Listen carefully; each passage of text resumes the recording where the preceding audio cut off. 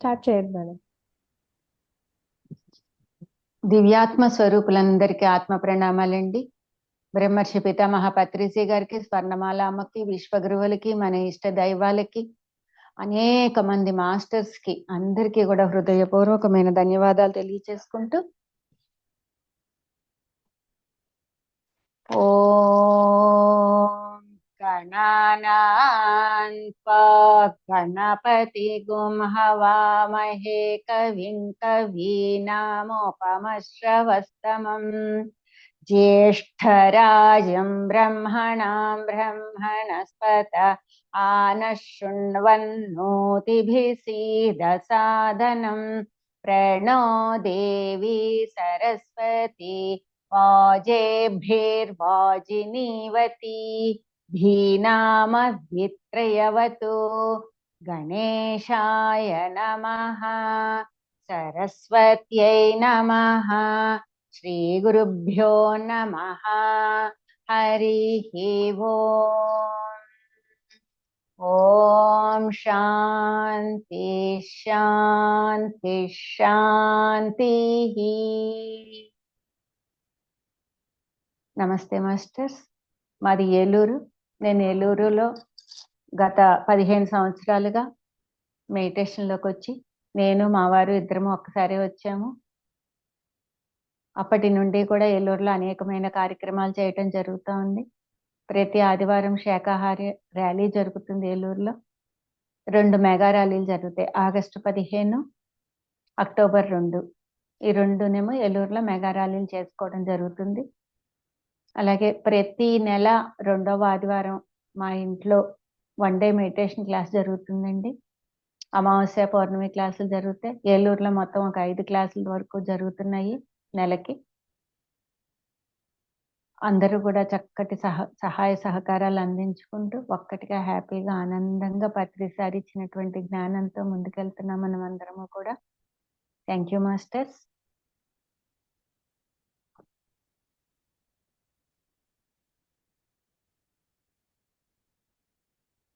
మన జీవితానికి కావలసిన మొత్తం, మనకి పిరమిడ్కి ఎన్ని స్తంభాలు ఉంటాయి? 4 స్తంభాలు ఉంటాయి కదా మాస్టర్స్.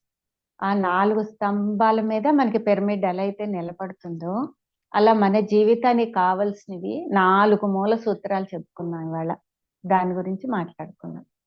ఓకేనా? ప్రతి ఒక్కళ్ళం కోరుకునేది ఏంటంటే ప్రేమ. ప్రతి ఒక్కళ్ళం కోరుకునేది ప్రేమ ప్రేమ ప్రేమ ప్రేమ కోరుకుంటాము, ఇవ్వటానికి ప్రయత్నిస్తాము. అందరినీ ప్రేమించాలనుకుంటాము, ప్రేమని పొందాలనుకుంటాము. ఇంకా ఏం కోరుకుంటామంటే సమృద్ధి. మన జీవితంలో ఏ లోటు లేకుండా ఇతరులకు సహాయం చేస్తూ మనం కూడా చక్కటి సమృద్ధితో, ఏ విధమైన లోపము లేకుండా సమృద్ధిగా జీవించాలనుకుంటాం. ఇంకా మంచి ఆరోగ్యం కావాలనుకుంటాం. ఇంకా సృజనాత్మకత. ప్రతి ఒక్కరూ కూడా సృజనాత్మకంగా ఉండాలి అని అనుకుంటారు. క్రియేటివిటీ ఎలా వస్తుంది, సమృద్ధి ఎలా వస్తుంది, ఆరోగ్యం ఎలా వస్తుంది, ప్రేమ ఎలా వస్తుందో తెలుసుకుందాం. ఈ 4 మన జీవితానికి మూల స్తంభాలు. ఈ 4 ప్రతి ఒక్క మనిషి కోరుకుంటారు. ఏది లేకపోయినా లోటే. ఈ 4 ఎప్పుడు సమృద్ధిగా ఉంటాయి అంటే సాధన వలన. సాధన చెయ్యాలన్నా మనం కొన్ని విషయాలు తెలుసుకోవాలి కదా. సజ్జన సాంగత్యం, స్వాధ్యాయం, వీటన్నిటి ద్వారా మనం కొన్ని విషయాలు తెలుసుకుంటేనే సాధనలో కూడా ముందుకెళ్ళగలుగుతాం. అలాగా మనం ఈ 4 మూల సూత్రాలు ఏం తెలియజేస్తాయి అంటే, మనకి ప్రేమ ఎలా వస్తుంది అంటే మనలో అంగీకార తత్వం. ఆ అంగీకార తత్వం ప్రతిదీ, మన సంసారం ఎలా ఉన్నా, మనకి ఆస్తిపాస్తులు ఉన్నా లేకపోయినా, అనారోగ్యం ఉన్నా, ఏది ఉంటే దాన్ని ముందు అంగీకరించుకుంటూ వెళ్ళటం నేర్చుకోవాలి. ప్రతి దాని పట్ల అంగీకారం అంగీకారం అంగీకారం.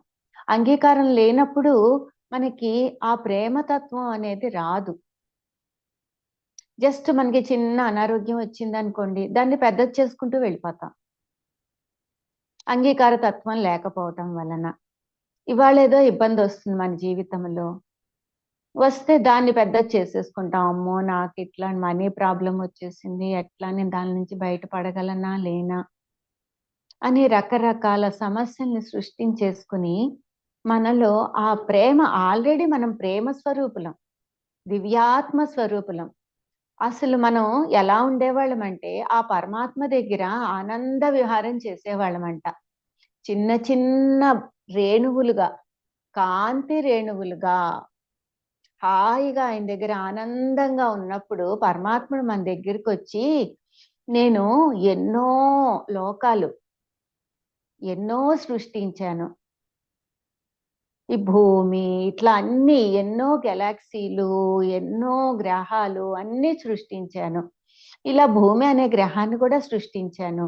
దాని మీద తరులు, గిరులు ఎన్నో సృష్టించాను. ప్రకృతి అన్నీ సృష్టించాను. అక్కడికెళ్ళి మీరెవరైనా జన్మ తీసుకుంటారా అంటే, ఇప్పుడు చూడండి ఒక జాతరకి వెళ్ళి మా ఏం చేస్తారంటే, ఆ జాతరకి వెళ్ళేటప్పుడు అమ్మో! జాతర జాగ్రత్త కావాలి. వెళితే తప్పిపోతామేమో అని చెప్పేసి కొంతమంది వెళ్ళరు పిల్లలు. పంపించరు పెద్దవాళ్ళు. అలాగా ఒక్కొక్కసారి ఏం చేస్తారంటే ఎవరినైనా పెద్దవాళ్ళనిచ్చి పంపిస్తారు. జాగ్రత్తగా ఆళ్ళు వేలు పట్టుకొని తిరిగి జాగ్రత్తగా ఇంటికొచ్చేయండని. ఆ విధంగా పరమాత్ముడి దగ్గర కొంతమంది మాత్రమే నేనెళ్తా, నేనెళ్తా, నేనెళ్తానని చెప్పేసి చెయ్యెత్తేసి అక్కడి నుంచి భూమి మీద జన్మ తీసుకోవడానికి వచ్చాం మనమందరం. మరి మనమందరం ప్రేమ స్వరూపులమే కదా! అంటే నిప్పు మీద నివురులాగా ఇక్కడ మోహానికి లోనైపోయాం.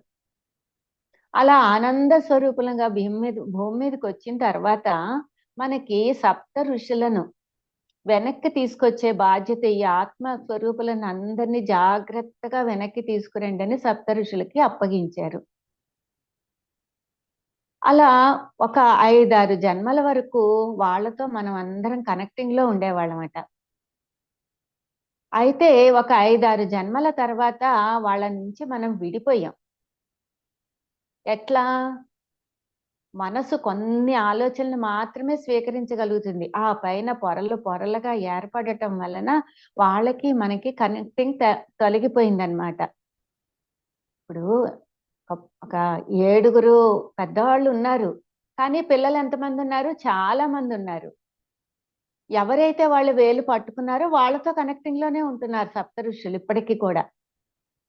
ఎవరైతే మేము ఈ చూడాలి, అయి చూడాలి అని చెప్పేసి జాతరలో ఇంకా ఇంకా అటు పరిగెట్టేసి, ఇటు పట్టేసి ఎవరైతే వెళ్ళిపోయి తప్పిపోయారో, అలాగా మనం అందరం అలాగే భూమి మీదకొచ్చి మోహానికి లోనయ్యి కామ, క్రోధ, లోభ, మోహ, మద, మాత్సర్యాలకి అంటే కోరికలు ఇట్లా ప్రతి దానికి మోహానికనమాట. ఈ కుర్చీ నాది, ఈ బెంచి నాది, ఈ ఇల్లు నాది ఇట్లాంటి మోహం, రాగము, ద్వేషము ఇలాంటి వాటన్నిటికి మోహంలో చిక్కుకుపోవటం వలన వాళ్ళని మిస్ అయిపోయాం. మిస్ అయిపోయి పునరపి జననం, పునరపి మరణం. చూడండి జాతరలో తప్పిపోయిన వాళ్ళని ఏం చేస్తారు? ఎవరికో దొరికేస్తారు. ఏ ముష్టి వాళ్ళకో ఎవరికో. ఆళ్ళేం చేస్తారు? అమ్మ అని చెప్పేసి ఒక చెప్పిచ్చేసి అడుక్కోండమ్మా మీరు అని చెప్పేసి ఓ చెప్పిస్తారు. మనం మనం అసలు స్వరూపాన్ని మర్చిపోయి ఏం చేస్తాం? భిక్షాందేహి అని చెప్పేసి అడుక్కుంటూ బతికేస్తాం. కొన్నాళ్ళు అయిన తర్వాత బ్రహ్మర్షి పితామహ పత్రిజ లాంటి వాళ్ళొచ్చి, అమ్మ మీరు అది కాదు, మీరు దైవ స్వరూపులు, మీరు దేవుళ్ళు అని చెప్పినట్లుగా వాళ్ళకి చక్కగా అమ్మ మీరు ఇది కాదు అని ఎవరో తెలిసిన వాళ్ళు కనపడి, అమ్మ మీరు పలానా వాళ్ళ బిడ్డలు, మీరు ముష్టి వాళ్ళు కాదు అని చెప్పి తీసుకెళ్ళి వాళ్ళకి అప్పగించినట్లుగా మనమందరం కూడా దైవ స్వరూపులం అని చెప్పి తెలుసుకుని ధ్యానం చేసి మనం అందరము కూడా మన స్వస్థలమైనటువంటి ఆ పరమాత్మ సన్నిధికి అంటే ఇప్పుడు ఇక్కడ ఏం కావాలి మనందరికీ? నేను పరమాత్మను, నాకు దేవుడే కావాలి. మరి నాకు ఇంకేమీ వద్దు. నాకు ఆయన తప్ప అని గట్టిగా ఒక పిల్లవాడు ఎలా అయితే తన తల్లిదండ్రులని పట్టుకుంటాడు. నాకిదే కావాలి. వాడిస్తేనే గాని వినడు. పిల్లల దగ్గర నుంచి మనం తెలుసుకోవాల్సింది, నేర్చుకోవాల్సింది అదే. వాడికి ఏది కావాలో బాగా తెలుసు. కానీ మనకేం కావాలో మనకి తెలీదు పెద్దవాళ్ళం అయిన తర్వాత. వాడికేం కావాలంటే అది ఇచ్చే వరకు ఊరుకోడు. కానీ మనం ఇవాళ ఒకటి నచ్చుతోంది, రేపు ఇంకొకటి నచ్చుతోంది. మనం చేసుకున్న సంకల్పాలనే మనం వికల్పం చేసుకుంటూ జీవితంలో ముందుకెళ్తున్నాం మాస్టర్స్. మనం చేసుకున్న ఒక సంకల్పం చేసినప్పుడు ఆ సంకల్పం నెరవేరే వరకు ఆ సంకల్పం మీద మన దృష్టిని పూర్తిగా పెట్టినప్పుడు, మన ఎఫెక్ట్ అంతా ఆ సంకల్పం మీద పెట్టినప్పుడు, ఆ పరమాత్ముడు ఆలస్యం అయినప్పటికీ కూడా ఇచ్చే తీరతాడు. మనం కూడా చూడండి, పిల్లవాడు గోల భరించలేక నాకు అదే కావాలి, అదే కావాలి అన్నప్పుడు ఏడవరే బాబు నీతో నేను పడలేనని చెప్పేసి ఇచ్చేస్తూ ఉంటాం. అట్లాగా మనం పరమాత్ముడి దగ్గర నుంచి సాధించుకోవాలి. నాకు నువ్వే కావాలి, నాకు నువ్వు తప్ప ఇంకెవరు అక్కరలేదు అని మనలో ఉన్నటువంటి ఆ పొరలనన్నిటిని ధ్యానం ద్వారా ఆ మనసు లోపల ఏర్పడిన ప్రతి పొరని తొలగించుకుంటూ ప్రేమ స్వరూపులుగా వెలుగొందాలి మాస్టర్స్. ఆ ప్రేమతోనే జీవించగలగాలి. అందరినీ ప్రేమించాలి ముందు. ఎప్పుడైతే వాళ్ళని వాళ్ళు ప్రేమించుకుంటూ అందరిని ప్రేమిస్తూ ఉంటారో, అదే ప్రేమ స్వరూపం. ఈ సృష్టిలోని ప్రతి దానిలోనూ ఆత్మని దర్శించడమే ఆత్మ జ్ఞానము. ప్రతి మనిషిలోనూ, ప్రతి వస్తువులోనూ. ఇప్పుడు మనం శాకాహార ర్యాలీలు ఇవన్నీ చేసేటప్పుడు ఏమనుకుంటున్నాం? కోడిలో దైవం ఉన్నాడు, మేకలో దైవం ఉన్నాడు అని అరుస్తూ వెళ్తున్నాం. కానీ ఎదుటి మనిషిలో కూడా మనం దైవాన్ని చూస్తున్నామా లేదా? ప్రతి ఒక్కరిలోనూ ఆ దైవాన్ని చూడగలగాలి ఫ్రెండ్స్. ప్రతి ఒక్క వస్తువులోనూ, ప్రతి ఒక్క దానిలోనూ మనం ఎప్పుడైతే దైవాన్ని చూస్తూ ఉంటామో మనలో ఆటోమేటిక్‌గా ఆ ప్రేమ అనేది ఉద్భవిస్తుంది. కండిషన్స్ లేని ప్రేమ. తల్లిదండ్రులు పెద్దవాళ్ళైపోతే అమ్మో! నాకు పిల్లలు చూడాలి అని అనుకుంటూ ఉంటాం. ఎందుకు అలాంటి కండిషన్స్ అన్నీ పెట్టుకోవాలి? ఏ కండిషన్స్ లేకుండా ప్రతి ఒక్కరిని, అది మన ధర్మం. కన్నాం గనక, పెంచాం గనక, పోషించాం గనక, ఇంకా వాళ్ళ దారిన వాళ్ళని వదిలేయాలి. ఎందుకు మనం కండిషన్‌లు పెట్టుకోవాలి? చాలా కండిషన్స్ ఉంటాయి. ఆ కండిషన్స్ ఎవరికి వాళ్ళు సెల్ఫ్ చెకింగ్ చేసుకున్నప్పుడు మాత్రమే అర్థమవుతుంది. అప్పుడు మనం ఎలాంటి కండిషన్స్ లేకుండా ప్రతి ఒక్కరిని ప్రేమించడం నేర్చుకుంటూ, అది కేవలం ఒక్క బ్రహ్మర్షి పితామహ పత్రిజీ గారిలోనే మనం చూడగలం. ఎలాంటి కండిషన్స్ లేని ప్రేమ. ప్రతి ఒక్కరూ నాకు ముఖ్యమే అన్నంత ప్రేమను పంచిపెట్టేవారాయన. వీళ్ళెక్కువ, వాళ్ళు తక్కువ అనేది లేదు. మంచి, చెడు లేదు. వీళ్ళు మంచివాళ్ళా, వీళ్ళు చెడ్డవాళ్ళా అన్నది లేదు. ఇయన్నీ మనమే ఎంచుకుంటూ ఉంటాం. వీళ్ళు మంచివాళ్ళు, వీళ్ళు చెడ్డవాళ్ళు. ఒక తల్లికి బిడ్డలందరూ సమానమే. ఒక మంచివాడు బిడ్డే, ఒక చెడ్డవాడు బిడ్డే. బిడ్డను బిడ్డగానే చూస్తుంది. ఎలాంటి కండిషన్స్ పెట్టుకోదు. వీడు చెడ్డవాడు కదా! వీడిని సరిగ్గా చూడకూడదు, వీడికి అన్నం పెట్టకూడదు అని ఏమి ఉండదు ఆ తల్లికి. వాడికి కడుపు నిండా అన్నం పెడుతుంది, మంచివాడికి కడుపు నిండా అన్నం పెడుతుంది. అలాగే సృష్టి. ఓ సూర్య భగవానుడు అందరి మీద ఒకేలాగా సూర్యకిరణాలను ప్రసరింపచేస్తాడు. వాన ఒక్కలానే పడుతుంది. అలాగే మనలో భావాలు కూడా ప్రతి ఒక్కరి ఎడల మంచి, చెడు అనేది ఎంచకుండా ఆ ప్రేమని పంచగలిగినప్పుడు, అప్పుడు మొత్తం అంతా మనం ప్రేమ స్వరూపంగా మారిపోతాం మాస్టర్స్. ఇంకొక స్తంభం మనందరికీ కావాల్సింది ఏంటంటే ఆరోగ్యం. ఆరోగ్యం ఎలా వస్తుంది మాస్టర్స్? మనం ఎన్నో జన్మల నుంచి ఎన్నెన్నో కర్మల్ని మూట కట్టుకొని వచ్చాం. మరి ఆ కర్మలన్నిటిని తొలగిపోవాలంటే ఏం కావాలి మనందరికీ? క్షమాతత్వం కావాలి. ప్రతి ఒక్కరి ఎడల తప్పు చేశారు, వీళ్ళు ఒప్పు చేశారు. మనం ఈ జన్మలోకి వచ్చిన తర్వాత కూడా వీళ్ళు ఇలాంటి వాళ్ళు జడ్జిమెంట్ పత్రిసారి అన్ని ప్రతి జ్ఞానాన్ని మనకి చాలా చక్కగా ఇచ్చేశారు. నో జడ్జిమెంట్, నో కామెంట్ అని. మనం ఎంతవరకు ఆచరిస్తున్నామో అనేది చాలా అవసరం. ఈ క్షమాతత్వంతో ఉన్నామా లేదా? క్షమించగలుగుతున్నామా లేదా? ఈ క్షమాతత్వం అనేది మన మీద మనకి కూడా కావాలి ఫ్రెండ్స్. నేను గతంలో తప్పు చేసి ఉన్నాను అన్న ఆలోచనలు. అలా చేయకుండా ఉంటే బాగుండునన్న ఆలోచనలు. ఈ క్షమాతత్వం అనేది ఇతరులని మనసులో ఏది పెట్టుకోకుండా అన్నమాట. క్షమించి వదిలి వేసినప్పుడు మాత్రమే మనకి సంపూర్ణమైన ఆరోగ్యం. మనకి సంపూర్ణమైన ఆరోగ్యం ఎక్కడైతే కలగలేదో, ఇంకా మనలో పూర్తిగా క్షమాతత్వం అనేది రాలేదు అనేది అర్థం చేసుకోవాలి ఫ్రెండ్స్. మనలో పూర్తిగా క్షమాతత్వం రావాలి. ప్రతి దాని ఎడల మన లోపల ఎలాంటి భావనలు ఉంటాయో మన శరీరంలోని ప్రతి కణము కూడా దాన్నే స్వీకరిస్తుంది. మన లోపల మనకి వచ్చే ప్రతి ఆలోచన కూడా మన భావాల కింద మారతాయి. మన భావాలే మన నోట్లోంచి వాక్కుల కింద వస్తాయి. మన వాక్కులే మన చేతలైతాయి. మన చేతలే మన పనులవుతాయి. మన యొక్క పనులే మన యొక్క భవిష్యత్తు అవుతుంది. కనుక యద్భావం తద్భవతి అన్నా, నీ మతి బాగుంటే గతి బాగుంటుంది అన్నా, మనం సరిచేసుకోవాల్సింది ఎక్కడ? మన మతిని. మన మతిని సరిచేసుకుంటే మన గతి బాగుంటుంది. అందుకని ప్రతి ఒక్కరి ఎడల క్షమాతత్వం, క్షమాతత్వం, క్షమాతత్వం. నిన్ను నువ్వు క్షమించుకో. ఇతరులందరినీ క్షమించేసి ప్రతిదీ వదిలిపెట్టడం నేర్చుకోవాలి. ఈ చేత్తో నేను ఏదైనా పట్టుకున్నాను అంటే ఈ వస్తువే కాకుండా నన్ను నేను కూడా బంధించేసుకున్న దాన్ని అవుతున్నా. ఈ చెయ్యి కూడా ఇంకే పని చేయడానికి వీలు లేకుండా బంధించబడుతోంది ఈ వస్తువే కాకుండా. అలాగా మనల్ని మనం ఒకళ్ళు ఎవరైనా ఒక మాట అంటే వాళ్ళు ఒక్కసారే అంటారు. మనం కొన్ని వందల సార్లు ఆలోచిస్తాం దాని గురించి. నన్నెందుకు అనాలి? నన్నెందుకు అలా చేయాలి? నేనే తప్పు చేయలేదు కదా. అదే బుద్ధుడు కూడా చెప్తాడు. ఎవరైనా ఏదైనా ఒక వస్తువు ఇచ్చినప్పుడు తీసుకుంటేనే కదా వాళ్ళ దగ్గరికి వెళ్తుంది. అలాగే నువ్వు తీసుకోకు. నువ్వు ఆలోచిస్తున్నావా అంటే నువ్వు తీసుకున్నావని అర్థం అక్కడ దాని గురించి. అది ఎప్పుడైతే నాది కాదు, నాకు సంబంధం లేదని వదిలేస్తావో అప్పుడు నీకు సంపూర్ణమైన ఆరోగ్యం దొరుకుతుంది. వాళ్ళని క్షమించేసి వదిలేసినప్పుడు. అలా కాకుండా వాళ్ళ అన్న మాటని పట్టుకుని వాళ్ళు నన్నన్నారని కొన్ని వందల సార్లు ఆలోచించటం వలన నీ యొక్క ప్రతి ఆలోచనలోనే నీ యొక్క ఆనందం ఆధారపడి ఉంటుంది. ఒక అతనంట అప్పుడే ఇల్లు కాలిపోతా ఉందని లబోదిబోమని ఏడుస్తున్నాడు. ఏడుస్తున్న అతనికి ఆ పెద్ద కొడుకు వచ్చి, నాన్న నిన్నే మనం అమ్మేశాం కదా ఇంటిని అని గుర్తు చేశాడంట.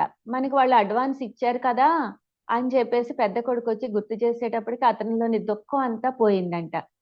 అమ్మయ్య, నా ఇల్లు హాయిగా ఉంది, నా చేతికి డబ్బులు వచ్చేసాయి, ఇంకేం పర్వాలేదు అని. ఇంతలోనే చిన్న కొడుకు వచ్చి ఏం చెప్పాడు? నాన్న వాళ్ళు మళ్ళీ ఆ ఇల్లు వద్దన్నారు, నేను వాళ్ళకి తిరిగి అడ్వాన్స్ ఇచ్చేసాను అని చెప్పాడంట.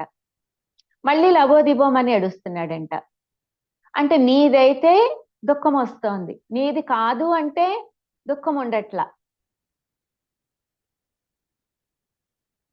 చూడండి ఫ్రెండ్స్, ఇక్కడ నీది అంటే నాది అనేటప్పుడు అక్కడ నాది అనేది ఉన్నది అనేది గ్రహించాలి. దుఃఖం ఎప్పుడైతే అందుకే పత్రి సార్ చెప్తారు, వస్తే రాని పోతే పోని, ఉంటే ఉండని. ఏది వచ్చినా ఓషో కూడా అంటే మాస్టర్స్ కొన్ని కోట్లు మిలియన్స్ డాలర్స్ ఆయన వదిలేసి మన ఇండియా పారిపోయి వచ్చేస్తారనమాట. అక్కడ గవర్నమెంట్ నుంచి తప్పించుకుని అన్ని కోట్ల ఆస్తిని వదిలేసినప్పుడు కూడా ఆయన మరుక్షణం కూడా ఆలోచించలేదంట. రాయల్స్ లాంటి కార్లు ఆయనకి అక్కడ ఉన్న పిఎంసిఎం దగ్గర కూడా లేనంత గొప్ప ఆస్తిపరుడంట ఓషో అమెరికాలో. అలాంటివన్నీ కూడా మరుక్షణం కూడా ఆలోచించకుండా తిరిగి వదిలేసి వచ్చేయటం అంటే మాటల విషయం కాదు, అది సామాన్యమైన విషయం కాదు. మనం కొంచెం కోల్పోతేనే అమ్మో ఇంత కోల్పోయాం అంత కోల్పోయాం అని చెప్పి బాధపడిపోతూ ఉంటాం. మనం ఆత్మస్వరూపులం అని ఆ క్షణంలో గుర్తుండదు. ఇప్పుడు ఈయన ఇల్లు తగలపడిపోతుంటే ఎలా అయితే ఏడ్చాడో అలా ఏడ్చేస్తాం. మన దాకా వచ్చేటప్పటికి మనం ఏడ్చేస్తాం. అందుకే పత్రి సార్ చెప్పారు, దుఃఖ రాహిత్య స్థితి మోక్షం అంటే అని. ఏది జరిగినా ఎలాంటి పరిస్థితుల్లో కూడా అది నీ దాకా వచ్చినా, ఆ ఇల్లు తగలపడుతున్న నాదే అయినా చిరునవ్వుతో, ఇతరులది ఎలాగైతే నువ్వు హాయిగా ఉన్నావు, నీదైనప్పుడు కూడా నువ్వు అంతే హాయిగా ఉండగలగటమే అసలైన స్పిరిచువాలిటీ, అసలైన ఆధ్యాత్మికత. అది క్షమాతత్వంలోనే మనకి అలవడుతుంది మాస్టర్స్. అదే సంపూర్ణమైన ఆరోగ్యము. ఇంకొక పిల్లర్ గురించి తెలుసుకుందాం. సమృద్ధి. కృతజ్ఞతా భావం వలన మాత్రమే సమృద్ధి వస్తుంది మన జీవితంలో. కృతజ్ఞత లేకపోతే మన జీవితంలో సమృద్ధి అన్నది ఉండదు. ప్రతి దాని వెడల పొద్దున మనం కళ్ళు విప్పిన దగ్గర నుంచి కృతజ్ఞత. ఇవాళ కళ్ళు విప్పాను, ఇవాళ జన్మించాను, రాత్రి నిద్రలో నా ప్రాణం పోలా, ఇవాళ బానే ఉన్నాను, నేను నిద్ర లేచాను, కళ్ళు విప్పాను, అంతా చూస్తున్నాను హాయిగా. అంటే పరమాత్మకి ఒక్కసారి కృతజ్ఞతలు. నేను ఈ రోజు జీవించి ఉన్నందుకు. ఒక బ్రష్ చేస్తూ కృతజ్ఞతాభావం, అడుగు తీసి అడుగు వేస్తూ కృతజ్ఞతాభావం, మనం చేస్తున్న ఆ బ్రష్ పేస్ట్ మీద కృతజ్ఞతాభావం, మన బట్టల మీద కృతజ్ఞతాభావం. అలా భావం భావం భావం భావం ప్రతి దాని ఎడల మనం ఒకళ్ళ దగ్గర నుంచి ఒక పెన్ను తీసుకుంటేనే మనం కృతజ్ఞత తెలియచేస్తాం. అలాంటిది ఎన్ని ఇచ్చాడు మనకు ఆ పరమాత్ముడు.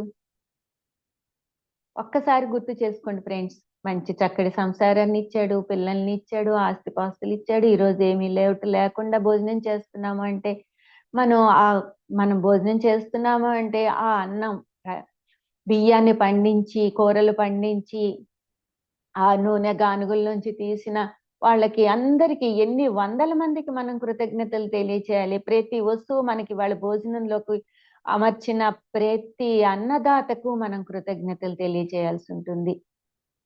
ఇవాళ మనం ఒక పళ్ళెంలో 4 రకాల కూరలు వేసుకుని ఒక పళ్ళెంలో భోజనం చేస్తున్నాము అంటే దాని వెనకాల ఎంత మంది కృషి ఉన్నది, ఎన్ని రకాలైన కృషులు ఉన్నాయి. ఒక వస్త్రాన్ని మనం ధరించాము అంటే దాని వెనకాల ఎంత కృషి ఉన్నది. నేసేవాడు, దారం పంట పండించేవాడి దగ్గర నుంచి ఇవాళ ఈ చీర నేను కట్టుకున్నాను అంటే ఒక విత్తనం నాటి దానికి నీరు పోసి పెంచి పత్తిని తీసి నూలుగా ఒడికి దానికి మిల్లుకు పంపించి వస్త్రంగా నేసి అది మళ్ళీ ప్యాకింగ్లు చేసి మన దాకా వచ్చేటప్పటికి మధ్యలో ఎంతమంది చేతులు మారి సేల్స్ మ్యాన్స్ కష్టపడి వాళ్ళు మనకి అమ్మి మనం వచ్చి వస్త్రాన్ని కట్టుకునేటప్పటికి వెనకాల ఎంతమంది కృషి ఉంది మాస్టర్స్. ఒక్క వస్త్రాన్ని మనం కట్టుకున్నాము అంటే మరి వాళ్ళందరికీ మనం కృతజ్ఞతలు తెలియచేయాలా వద్దా? ఇది ఒక దేవతా వస్త్రంగా భావించాలా వద్దా? ప్రతి దాని ఎడల కృతజ్ఞతా భావం. చూడండి, ఇప్పుడు మనం ఎక్కడికైనా వెళతాం, వెళ్ళినప్పుడు ఒక వస్తువులు కనపడితే మా అబ్బాయికి ఇదంటే ఇష్టం అని చెప్పి తీసుకొస్తాం. తీసుకొచ్చినప్పుడు వాడు ఇచ్చేవలే అమ్మా, ఇలాంటిదే నా దగ్గర ఉన్నదిలే, కొంచెం రంగు మార్పు అంతే అని పక్కన పడేస్తే నువ్వు ఇంకొకసారి తీసుకొస్తావా? వాడికి ఏది ఇచ్చినా ఇంతేలే, నచ్చదులే అని అనుకుంటాం. మన పిల్లవాడికి మనమే. అదే మనం చాలా బాగుందమ్మా, ఇది చాలా నచ్చింది నాకు, చాలా బాగుందమ్మా అని అంటే మనం ఏం చేస్తాం? వీడికి ఏది తీసుకెళ్ళినా చక్కగా నచ్చుతుంది, చాలా ఆనందపడిపోతాడు, మురిసిపోతాడు అని చెప్పేసి మళ్ళీ మళ్ళీ వెతికి వాడికి నచ్చే విధంగా తీసుకెళ్ళి ఇవ్వటానికి ప్రయత్నిస్తాం. అలాగా మనం కళ్ళు తెరిచిన దగ్గర నుంచి మన శరీరంలో మనం తీసుకుంటున్న ఆహారాన్ని జీర్ణం చేయటం దగ్గర నుంచి ఎన్ని క్రియలు జరుగుతున్నాయి మన శరీరంలో. 200 క్రియలు జరుగుతున్నాయి కదా మన శరీరంలో. రక్తంగా మారటం, ప్రతి అవయవానికి సరఫరా చేయటం, ఆ ప్రతి కణము. మరి మనం ఆ పరమాత్ముడికి ఎన్నిసార్లు కృతజ్ఞతలు తెలియచేస్తున్నాం. చక్కగా కృతజ్ఞతా భావం ఎప్పుడైతే ఉంటుందో మనకి ఇచ్చిన దాని పట్ల, మనకు ఉన్న దాని పట్ల, మనకి జరుగుతున్న దాని పట్ల, మనం చేస్తున్న భోజనం పట్ల, అన్నిటి పట్ల ఎప్పుడైతే కృతజ్ఞతా భావం ఉంటుందో మనకి చక్కగా మనకి సమృద్ధి అనేది కలుగుతూ ఉంటుంది. ఏం లేదు మాస్టర్, అంగీకారం వలన ప్రేమ వస్తుంది, క్షమాతత్వం వల్ల ఆరోగ్యం వస్తుంది, సమృద్ధి వల్ల కృతజ్ఞత భావం వలన సమృద్ధి వస్తుంది. ఈ 4 పిల్లర్స్ చెప్పుకున్నాం మనం. సృజనాత్మకత ఆఖరిది. సృజనాత్మకత అంటే ఏంటంటే సెల్ఫ్ లవ్. సెల్ఫ్ లవ్ అంటే మనల్ని మనం ప్రేమించుకోవటం. చూడండి మాస్టర్స్, మనలో ఎంతో సృజనాత్మకత ఉంటుంది కానీ మనం గుర్తించం. ఒక్కొక్కళ్ళకి ఒక్కొక్క దానిలో ఉంటుంది. ఒక్కొక్కళ్ళకి ఇల్లు శుభ్రం చేయటంలో ఉంటుంది. ఒక్కొక్కళ్ళకి వంట చేయటంలో ఉంటుంది. ఒక్కొక్కళ్ళకి డ్రాయింగ్ వేయటంలో ఉంటుంది. ఒక్కొక్కళ్ళకి పాటలు పాడటంలో ఉంటుంది.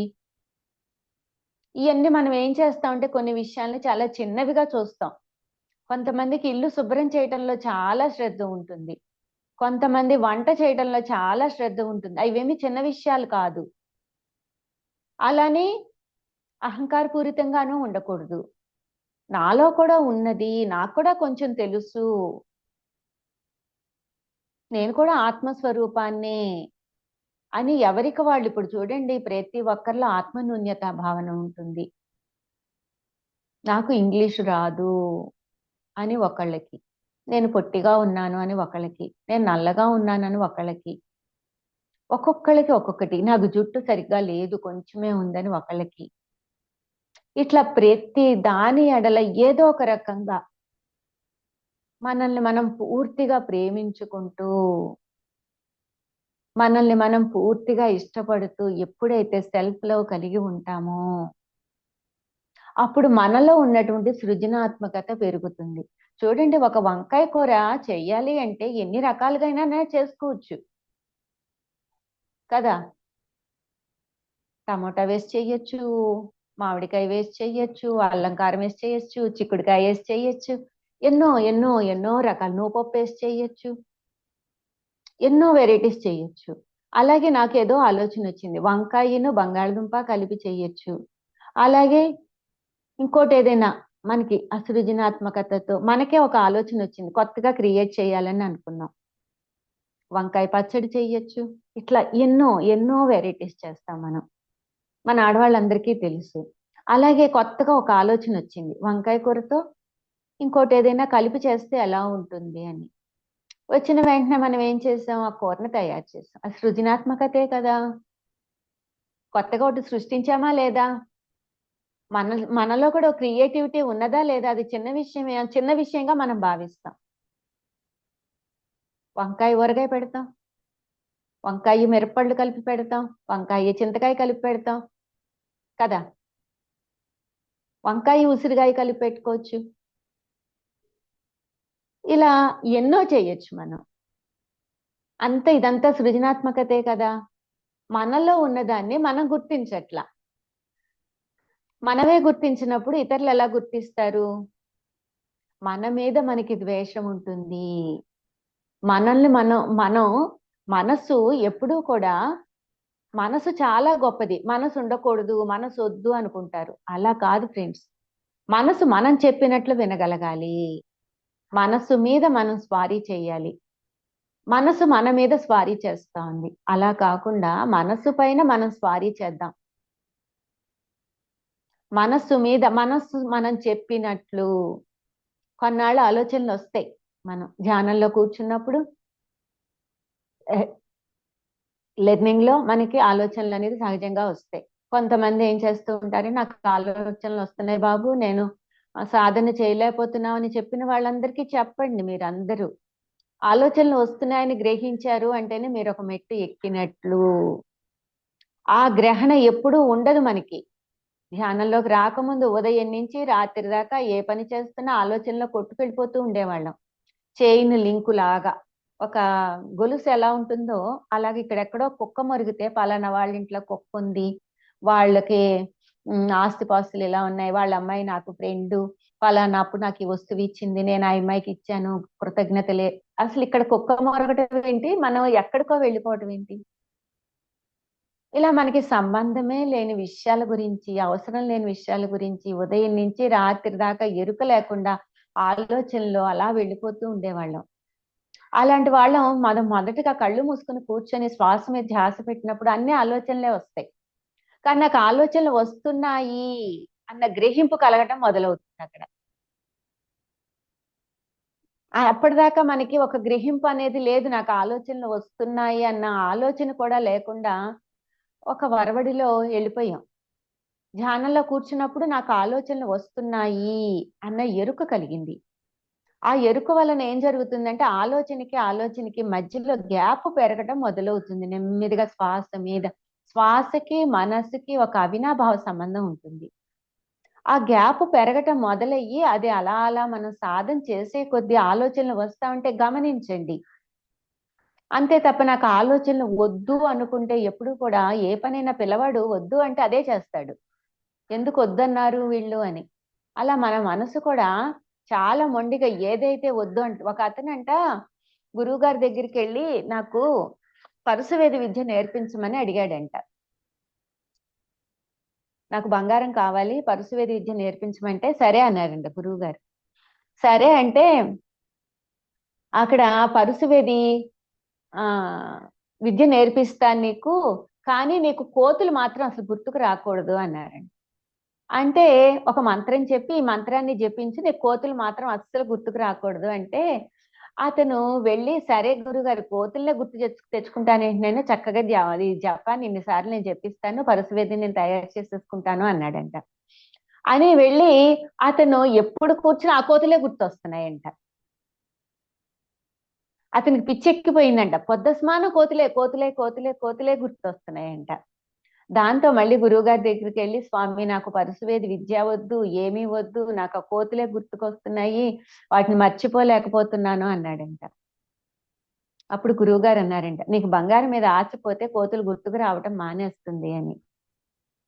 అట్లాగా మనకి ఏదైతే పిల్లవాడు కూడా అంతే, మనల్ని చూసి నేర్చుకుంటారు తప్ప పిల్లలు వద్దు అన్న పనిని మాత్రం తప్పకుండా చేస్తారు. మనం చెప్పింది వినరు వాళ్ళు. చెబితే వినరు, చూసి నేర్చుకోవడమే ఎక్కువగా ఉంటుంది పిల్లల్లో. వాళ్ళ మనస్తత్వం అలా ఉంటుంది. మనం కూడా అంతే. మనసు ఏదైతే వద్దు అంటామో అదే చేస్తూ వెళ్తుంది. కనుక వద్దు అనటం మానేసి గమనించటం నేర్చుకోండి. గమనిక ద్వారా చాలా ఎదుగుతాం మనం.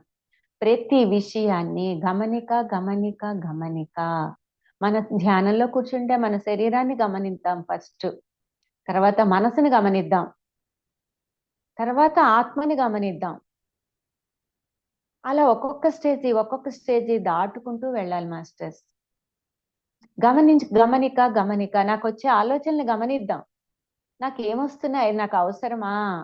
ఒక పిల్లవాడికి బుజ్జగించి చెప్పినట్లుగా వీటితో నాకు అస్సలు అవసరం లేదమ్మా, ఇవన్నీ గతంలో గడిచిపోయినాయి కదమ్మా, నాకు అవసరమా? నేను శ్వాస మీద పట్టుకుంటాను, శ్వాస మీద ధ్యాస పెడతాను, పరమాత్ముని పట్టుకుంటాను, నాకు అది తప్ప ఏమీ వద్దు అని మనకి మనం చెప్పుకుంటా ఉంటే ఆలోచనలు తగ్గిపోవడం ప్రారంభిస్తుంది.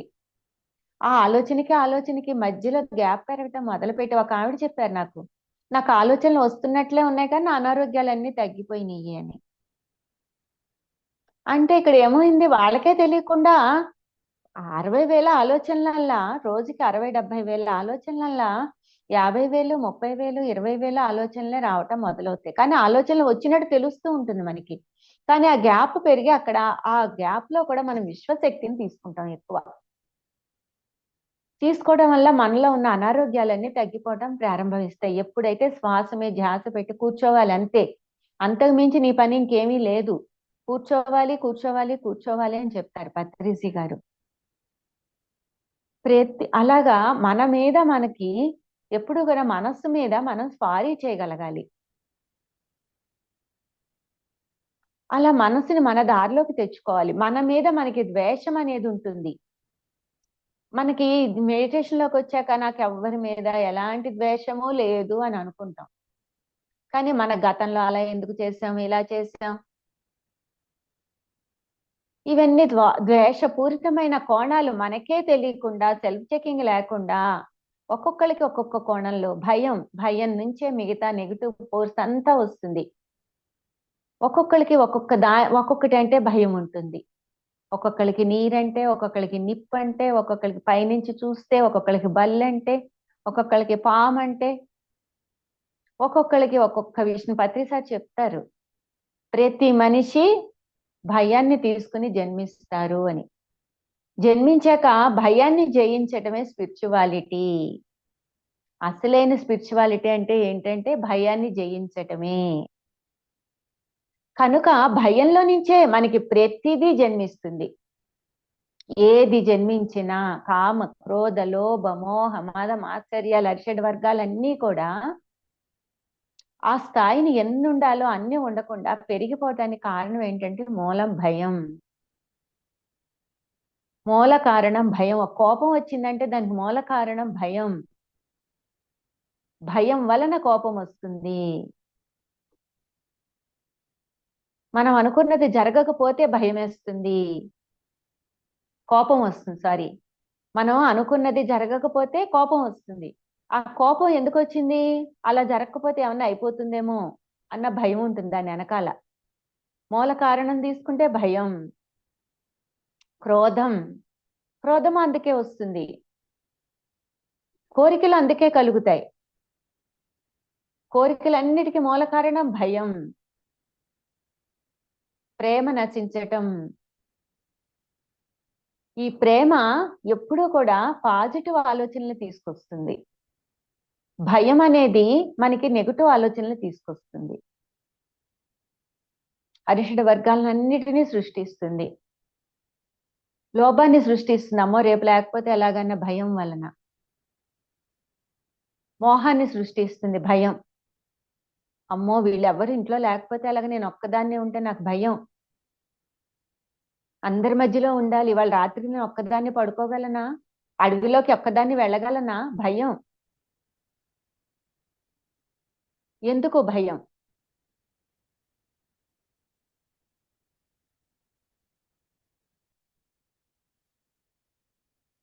ఇట్లా ప్రతి దాని ఎడల ప్రతిదీ కూడా భయం నుంచే పుడుతుంది మాస్టర్స్.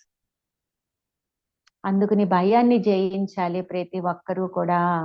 ఒక్క దీపం వేల దీపాలను వెలిగిస్తుంది మాస్టర్స్. ఇప్పుడు ఒక చిన్న దీపం గాల్లో పెట్టామనుకోండి, దానికి మనం ఏం చేయాలి? ఒక చేతులను అడ్డం పెట్టి రక్షించుకోవాలి, లేకపోతే ఆరిపోతుంది, కొండెక్కిపోతుంది కదా.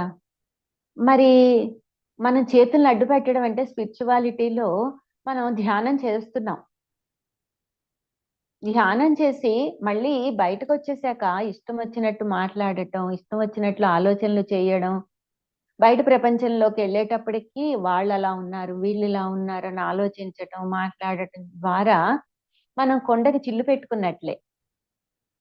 ఇప్పుడు ఒక అతను 1,10,000 సంపాదించి 1,20,000 ఖర్చు పెట్టాడు అనుకోండి, లాసే కదా.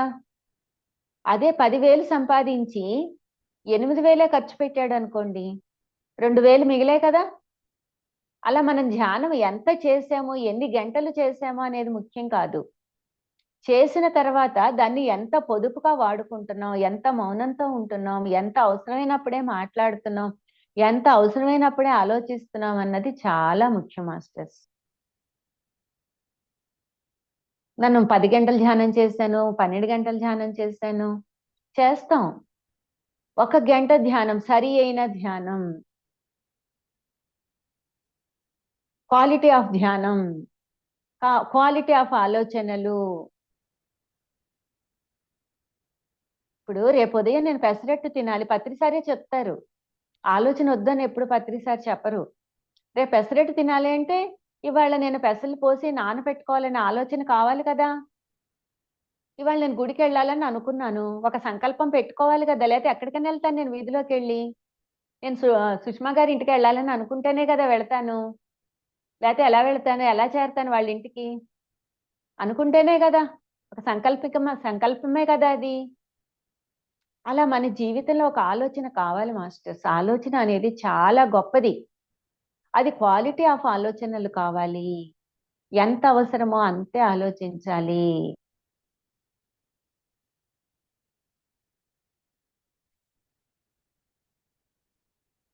అందుకని ప్రతి ఒక్క ఆలోచన దైవ దైవ సమానమైనదిగా భావించాలి మనం. ఒక ఆలోచన వచ్చినప్పుడు ఆ దైవం నాకు ఎందుకు ఇచ్చాడు ఈ ఆలోచన అని ఇంప్లిమెంట్ చేస్తూ వెళుతూ ఉంటే ప్రతి ఆలోచన ఒక అద్భుతంగా మారిపోతుంది.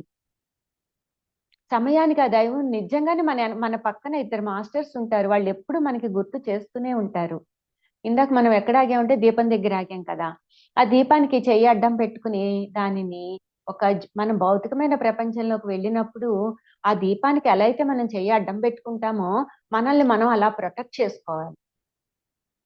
సరి అయిన ఆలోచనలతోటి, సరి అయిన భావాలతోటి, సరి అయిన మాటలతోటి మనం ఆ ఫంక్షన్కి వెళ్ళాము అంటే అందరు భౌతికంగానే ఉంటారు, కానీ మనకేమీ నచ్చవు. జాగ్రత్తగా ఉండాలి. అక్కడ మనం కొండకి చిల్లు పెట్టుకోకూడదు. అలాగా మనం ఎప్పుడు భౌతిక ప్రపంచంలో మన దీపాన్ని ఆరిపోకుండా జాగ్రత్తగా చూస్తే, అందుకే శంకరాచార్యుల వారు సత్సంగత్వే నిస్సంగత్వం, నిస్సంగత్వే నిర్మోహత్వం, నిర్మోహత్వే నిర్మల చిత్వం, నిర్మల చిత్వమే అని చెప్తారు. జీవన్ముక్తి, నిర్మల చిత్తే జీవన్ముక్తి. జీవన్ముక్తిని సాధించాలి అంటే ఫస్ట్ ఏం కావాలి? సజ్జన సాంగత్యం కావాలి. మూల సూత్రం ఏంటి? సజ్జన సాంగత్యం. సజ్జన సాంగత్యం ఉంటేనే కానీ మనం జీవన్ముక్తిని పొందలేం మాస్టర్స్. అందుకు నా దీపానికి ఎప్పుడు ఎప్పుడు మనం చేతులు అడ్డం పెట్టుకున్నట్టు కాపాడినట్లుగా అది ఒక పెద్ద జ్వాల. మనం సజ్జన సాంగత్యాలు చేసి చేసి చేసి అద్భుతంగా తయారైన తర్వాత మనం భౌతికమైన ప్రపంచంలో ఒక ఫంక్షన్కి వెళ్ళామనుకోండి, మనం ఏం చేస్తాం? అక్కడ అందరికీ ధ్యానం చెప్తాం. అంటే ఒక పెద్ద జ్వాలలా అయిపోయినప్పుడు గాలి వీచింది అనుకోండి, అది కొండెక్కదు, చుట్టూ ఉన్న దీపాలను వెలిగిస్తుంది. అట్లా మనలో ఉన్న జ్యోతిలాగా మనం ప్రజ్వలినప్పుడు ఎవరి మాటలకి మనం మెస్మరైజం అయిపోం, పడిపోం. అలా మన ధ్యాన సాధన, సజ్జన సాంగత్యం ఇలాంటివన్నీ చేసినప్పుడు మనం ఒక జ్వాలలా వెలిగినప్పుడు చుట్టూ దీపాలను వెలిగించుకుంటూ వెళ్తాం మాస్టర్స్. ఒక దీపం ఎన్ని లక్షల దీపాలనైనా వెలిగించిన దానిలోని శక్తి తరగదు, పెరుగుతుందే కానీ. అలా ధ్యానాన్ని ఎప్పుడు ఎలా చెయ్యాలి అంటే, ధ్యానం ఒక పనిగా కాకుండా పనే ధ్యానంగా చెయ్యాలి. ప్రతి పని ఒక ధ్యానం లాగా చెయ్యాలి. పనే దైవం, పనే దైవం. మనకి ఎప్పుడు కూడా ఎప్పుడు నీరసం వస్తుంది అంటే, అమ్మో నేను ఇంత పని చేశాను, అంత పని చేశాను అనుకోవటం వల్ల మనకి నీరసం వస్తుంది. నా ద్వారా నడిపించబడింది, నా ద్వారా జరిపించబడింది ఆ పని అంతా. రేపు ఇంత పని ఉంది, అంత పని ఉంది అని అనుకోవటం వల్ల ముందు రోజే నీరసం వస్తుంది. ఎంత పని ఉన్నా దైవమే నడిపిస్తాడు, మనకేం సంబంధం లేదు అని అనుకోవటం వల్ల చాలా హ్యాపీగా ఫీల్ అవుతాం అన్నమాట. మనలోని ఇంకా మనకి ఈ 4 పిల్లర్స్ మాస్టర్స్. పనిని ఎప్పుడైతే ధ్యానంగా చేస్తామో, ప్రతి క్షణం ఎరుకతో మనలో ఎరుకను పెంచుకుంటూ అద్భుతమైన జీవితాన్ని జీవిద్దాం ఫ్రెండ్స్ మనం అందరము. నాకు ఈ అవకాశం ఇచ్చినటువంటి సుష్మా మేడంకి, అందరికీ, ఈ జూమ్ లోని సభ్యులందరికీ ధ్యాన సుమాంజలి. బ్రహ్మర్షి పితామహ పత్రిజీ గారికి, విశ్వగురువులకి అందరికి కృతజ్ఞతలు. Thank you, thank you, thank you masters. చిన్న శ్లోకం, ఓకేనా? దాని గురించి కూడా చిన్నగా అర్థం తెలుసుకుందాం. నా కర్మణా నా ప్రజయా ధనేన త్యాగేనైకే అమృతత్వమానశుః పరేణ నాకనిహితం గుహాయ విభ్రాజత్యేతద్యతయో విశంతి వేదాంత విజ్ఞాన సునిశ్చితార్థ సన్యాస యోగ గతయ శుద్ధ సత్వాః ते ब्रह्मलोके तु परान्तकाले परामृतात् परिमुच्यन्ति सर्वे दाह्रौ विपापं परमेष्मभूतै यत्पुण्डरीकं पुरमद्य सद्गस्तं तत्रापि दाह्रं गगनौ विशोकस्तस्मिन् यदन्तस्तदुपासितव्यं यो वेदादौ स्वरः प्रोक्तो वेदान्ते च प्रतिष्ठितः तस्य प्रकृतिलीनस्य यः परः स మహేశ్వరः. అంటే అమృత తత్వం ఎలా కలుగుతుంది అంటే చెప్తున్నారనమాట ఈ పద్యంలో. నా కర్మణ నా ప్రజ అంటే పనుల వలన కానీ, సంతానం వలన కానీ, ధనం వలన కానీ లభించదు. కేవలం త్యాగం వలన మాత్రమే అమృత తత్వం లభిస్తుంది అని చెప్తున్నారు వేదంలో మనకి. ఋషులు ఇవన్నీ కూడా ఇంద్రియాలను జయించి సత్యాన్ని కలుపుకున్న వాళ్ళు. స్వర్గం కంటే కూడా నీ హృదయములో ఆ పరమాత్ముడు ఎప్పుడు ప్రకాశిస్తూ ఉంటాడు. నీ హృదయంలో నా పరమాత్ముని గమనించు అని చెప్తున్నారు. ఎవరైతే యోగము వలన హృదయాన్ని పవిత్రత చేసుకుంటారో, ఎవరైతే సత్యంలో లీనపై బ్రహ్మలోకాన్ని పొందుతారో, ఈ మాయా బంధాల నుండి విముక్తిని పొందుతారో, వాళ్ళు ఆ దైవాన్ని చేరతారు. ఓంకారం వేదాలకు ఎంతో ముఖ్యమైనది. ఇటువంటి ఓంకారం ఆవలి ఉన్న పరమాత్మలో ఆ ప్రకృతి అంతా కూడా లీనమైపోతా ఉంది. చూసారా మాస్టర్స్, అమృతత్వం దేనిలోనూ లేదు, ఒక త్యాగంలో మాత్రమే ఉన్నదండి ఫ్రెండ్స్. కనుక ఈ యొక్క నకర్మణ తెలియచేస్తోంది, కేవలం త్యాగం అనేది అందులోనే ఉన్నది అని. అలాగే మనం చిన్న మంత్రపుష్పం కూడా, ఓకేనా? ఓకే, కళ్ళు మూసుకుందాం ఫ్రెండ్స్, ఒక్క 5 minutes కళ్ళు మూసుకుంటూ విందాం. ఎందుకంటే ఈ బీజాక్షరాలకి అద్భుతమైన శక్తి ఉంటుంది. ఒక్క 5 minutes మనం కళ్ళు మూసుకుంటూ వింటే చాలా ఈ బీజాక్షరాలకి అద్భుతమైన ఫలితం ఉంటుందన్నమాట. ఓం యోపాం పుష్పం వేద పుష్పవాన్ ప్రజావాన్ పశుమాన్ భవతి చంద్రమా వా అపాం పుష్పం పుష్పవాన్ ప్రజావాన్ పశుమాన్ భవతి ఏవో వేద యోపామాయతనౌ వేద ఆయతనవాన్ భవతి అగ్నిర్వా అపామాయతనం ఆయతనవాన్ భవతి యోగ్నేరాయతనౌ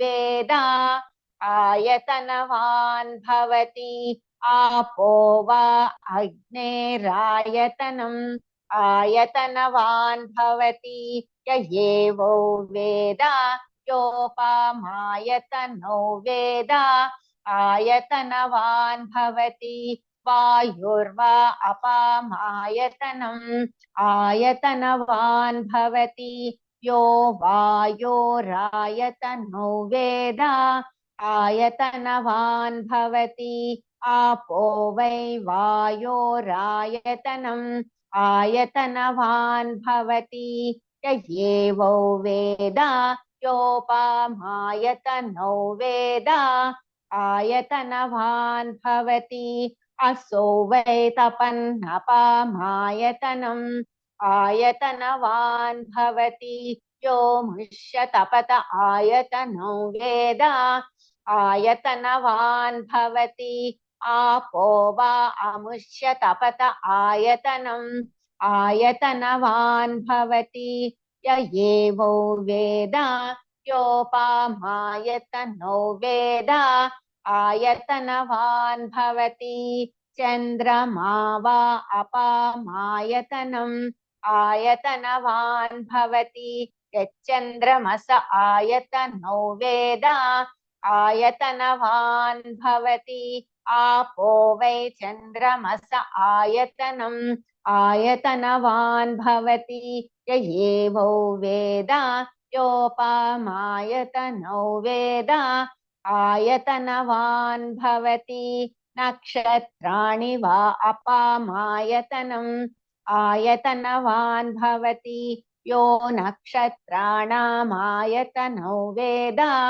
ఆయతనవాన్ భవతి ఆపో వై నక్షత్రాణామాయతనౌ మాయతనం ఆయతనవాన్ భవతి ఏవో వేద యోపామాయతనౌ వేద ఆయతనవాన్ భవతి పర్జన్యో వా అపామాయతనం ఆయతనవాన్ భవతి పర్జన్యస్యాయతనం వేద ఆయతనవాన్ భవతి ఆపో వై పర్జన్యస్యాయతనం ఆయతనవాన్ భవతి ఏవో వేద యోపామాయతనౌ వేద ఆయతనవాన్ భవతి సంవత్సరో వా అపామాయతనం ఆయతనవాన్ భవతి యస్ సంవత్సరస్యాయతనౌ వేద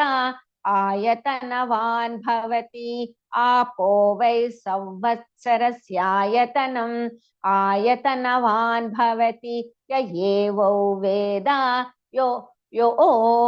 योऽप्सुनावं प्रतिष्ठितां वेद प्रत्येव तिष्ठति राजाधिराजाय प्रसह्य साहिने नमो वयं वै श्रवणाय कुर्महे स मे कामान् कामकामाय मह्यं कामेश्वरो वै श्रवणो ददातु कुबेराय वै श्रवणाय महाराजाय नमः। स्वस्ति प्रजाभ्यः परिपालयन्तां न्यायेन मार्गेण महिषाः गोब्राह्मणेभ्यः शुभमस्तु नित्यं समस्तलोकाः सुखिनो भवन्तु समस्तलोकाः सुखिनो भवन्तु समस्तलोकाः सुखिनो भवन्तु सर्वे जना सुखिनो भवन्तु ॐ शान्ति शान्ति शान्तिः तथास्तु तथास्तु तथास्तु thank you thank you thank you thank you చేతులు ఓపెన్ చేసి కళ్ళ మీద పెట్టుకుందాం మాస్టర్స్